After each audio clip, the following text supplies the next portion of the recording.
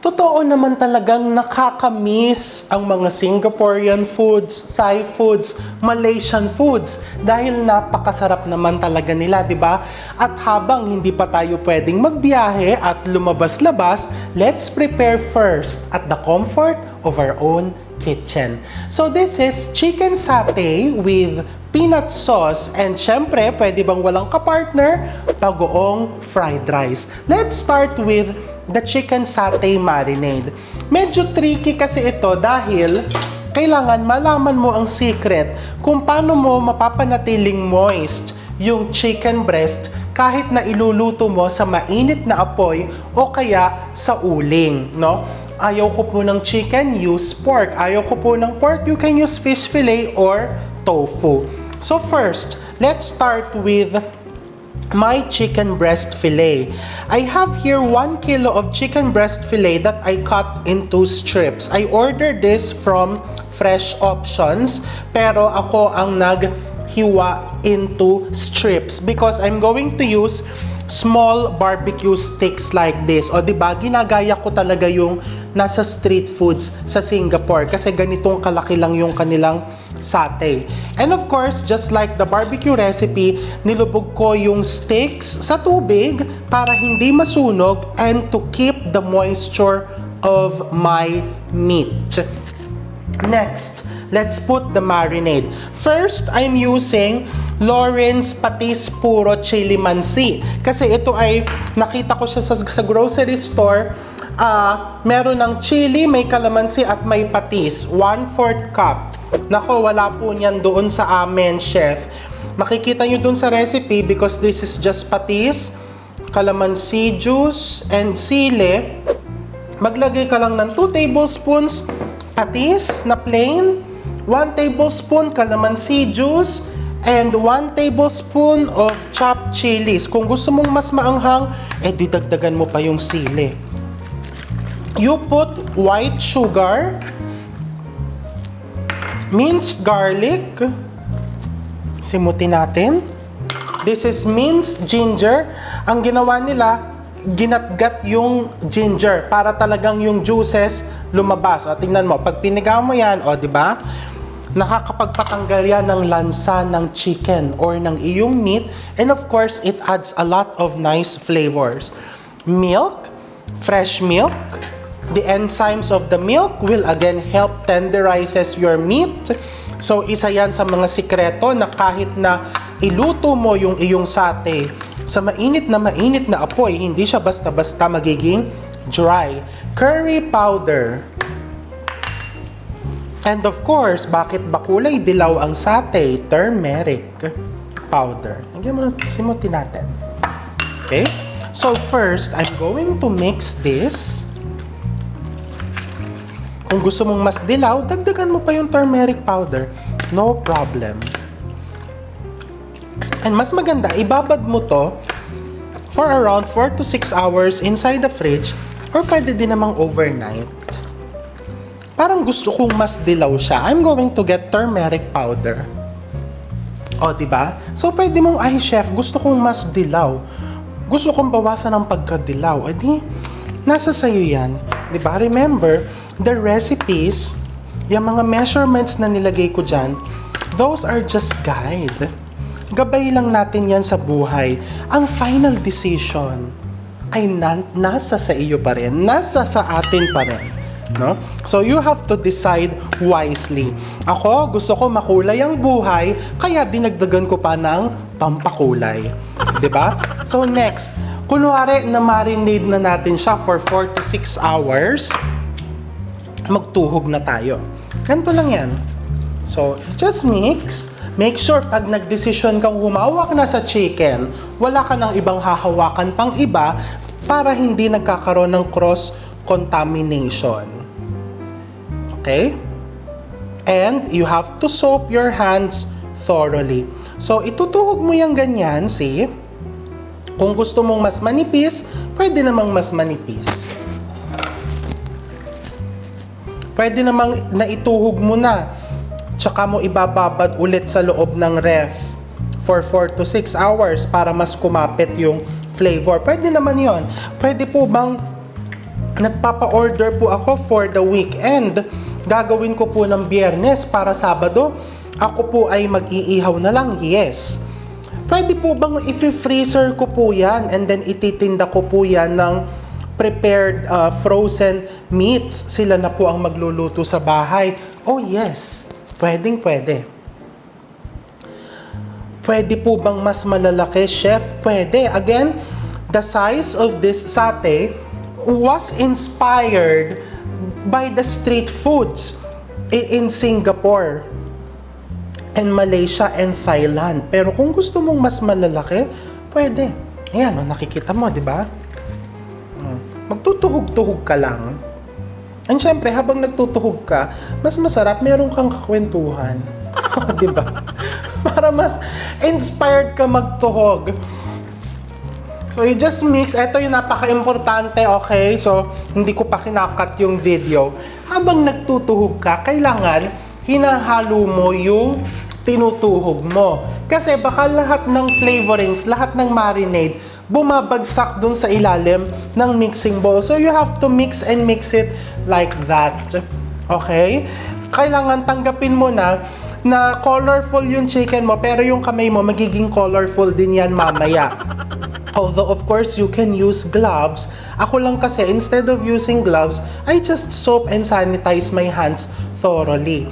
Para talagang mas nafe-feel ko yung aking tinutuhog or yung pagkain na aking ginagawa. So, ayan. I'm going to continue making tuhog of my chicken satay. And then next, I'm going to show you how to marinate it after kong magtuhog-tuhog. Okay? O syempre, di ba, kahit mas maganda sa uling, kagaya ng marami sa inyo, wala din po akong pasensyang magpaypay ng baga. So, I'm using my griddle and then dito ko yan iihaw. So, look, ganito lang. Kailangan mainit yung griddle mo and lagyan mo ng konting oil.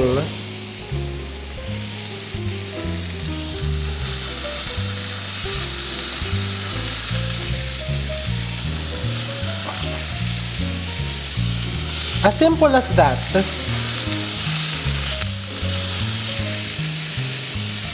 Pwede ka maglagay ng isa pang layer dito.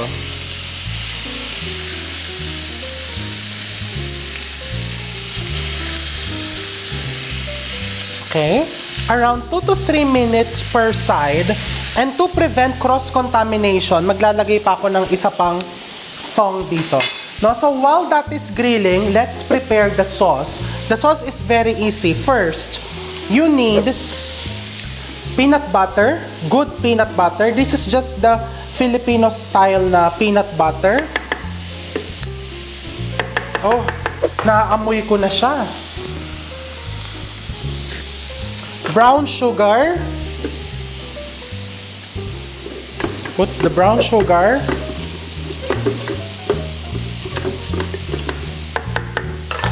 Calamansi juice, soy sauce, patis, fish sauce, water, and white vinegar. And then, lagyan mo ng sili. Depende sa'yo yan. Kung gusto mong sobrang anghang, you can put 2 pieces. Kung gusto mong light, 1 piece. Kung ayaw mo ng maanghang, huwag mong lagyan ng sili. And cilantro. Ayaw ko po ng cilantro, huwag mong lagyan. Everything into the blender until smooth.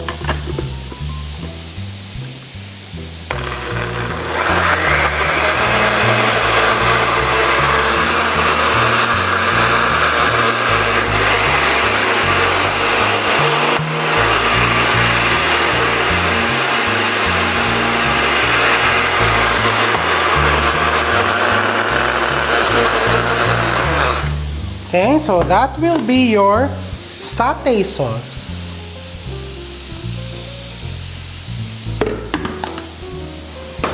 Kung kulang pa sa anghang, pwede mong dagdagan.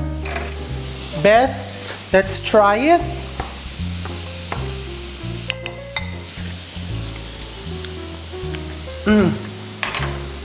It's perfect. Nandun yung spice, sweetness, and all the peanut flavor. Now, let's check this. Nice.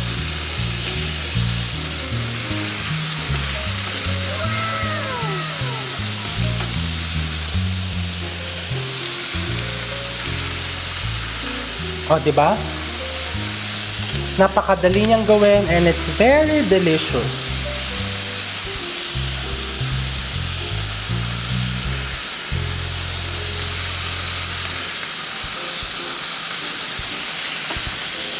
Okay? 3 more minutes and then we're going to do next the bagoong fried rice. So habang tinutuloy kong lutuin yung ating satay, it's almost done. You can see over here, may luto na din tayo. Let's prepare the bagoong rice. So into a pan, we just put some oil, garlic. Ang Asian cooking kasi, particularly Southeast Asian cooking, is really heavy with spices and mga flavorings katulad ng bawang, sibuyas, some red onions,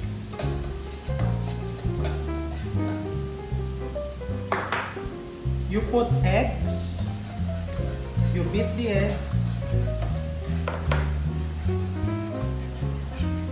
So high flame because this is a fried rice. So parang scramble mo lang yung itlog dun sa kabilang side. And then dito sa kabilang side, you put some bagoong or alamang. This is around mga 2 to 3 tablespoons. Or you can add more. If you want this spicy, lagyan mo ng sili. I like it spicy. So, magugupit ako ng sili.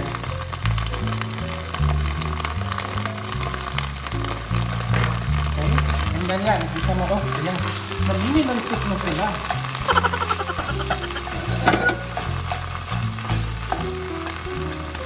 This is done, so I'm going to turn it off.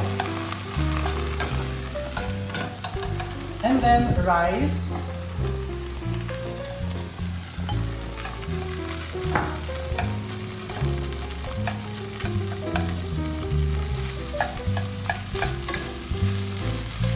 So parang sinasangag mo lang siya with egg and bagoong. Kung nakukulangan ka pa sa bagoong, you can add a little bit more.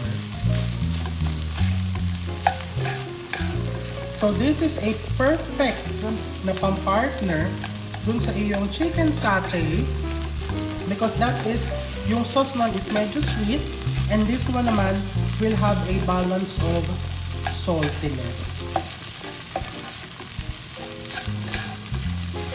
Medyo makalong talaga pag nagpa-fried rice.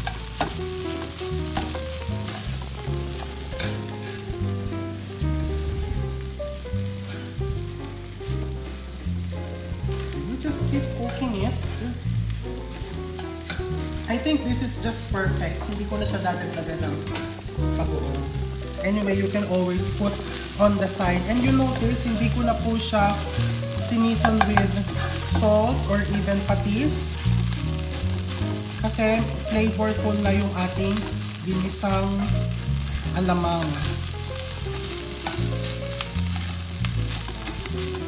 Sili adds color.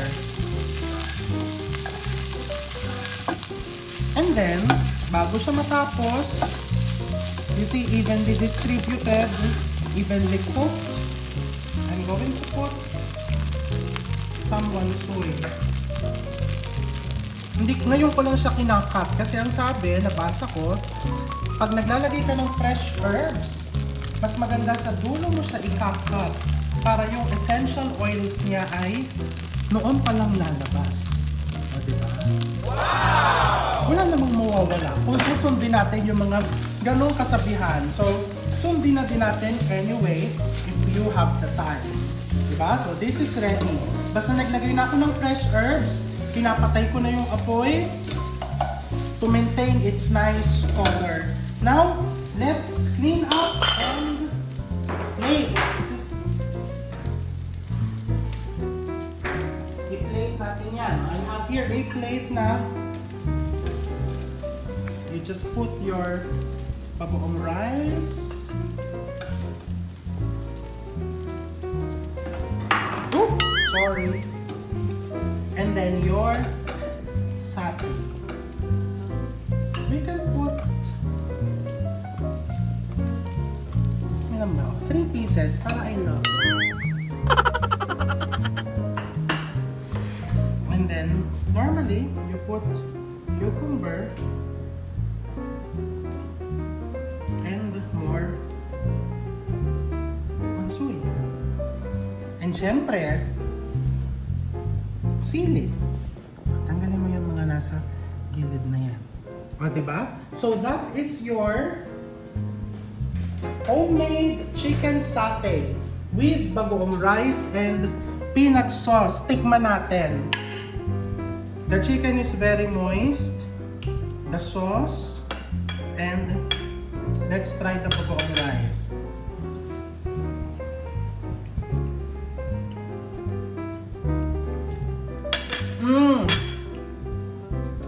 Sasabihin ko sana masarap in Singaporean or Thai language kaso hindi ko po alam kung ano sabihin. Pero napakasarap niya and gawin nyo na so you would impress your family, friends, customers, and syempre, may impress mo ang sarili mo. Take care and see you soon!